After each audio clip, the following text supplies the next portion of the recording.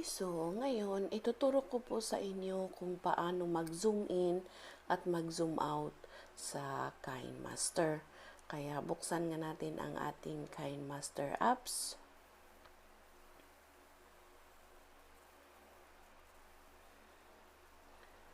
Okay. Okay. Okay, so dito na po tayo sa ating Kinemaster. So, hahanapin po natin ang i-zoom in at i-zoom out po natin.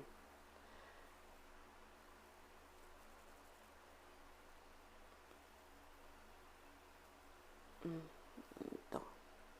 Click doon sa check sa taas. Okay, so ito ang ating i-zoom in at ating i-zoom out. Kaya ang gawin po natin is i-click natin itong inilagay nating i-zoom in natin. Tapos dito po sa gilid, may cropping po siya. Click natin yung cropping. And then dito po may start position at may end position. Kaya dito po tayo mag-i-start sa end position. Dito po sa baba. Okay? So, ang guide po natin is itong red color na box. Dito ang guide natin sa ating pag-zoom in at pag-zoom out. Kaya ang gagawin po natin, i-zoom out po natin ito. Kaya gamit natin ang dalawa nating daliri para mag-zoom siya. Kaya ma-zoom natin hanggang makita ang aking face. Ayun. And then, check sa taas. Okay.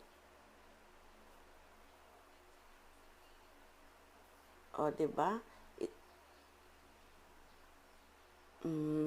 Ayun siya, naka-zoom out na siya. Ngayon, ang gagawin natin is mag-zoom in tayo. Kaya, i-click natin itong na-zoom out natin. Click. Click ulit yung cropping sa gilid. And then, ibabalik natin sa dati na niyang pwesto yung na-zoom out natin. Kaya, ibabalik natin yan.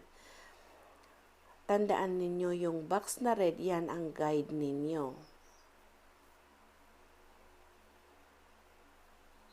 Okay. So, ngayon, i-click natin yung start position natin, yung dito sa taas. Oh. Tapos, i-pinch natin ulit ng ating dalawang daliri. Okay. Check sa taas. Okay. And then, play.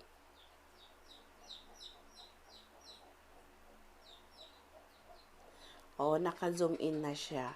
Diba, unti-unti siyang mag-zoom in.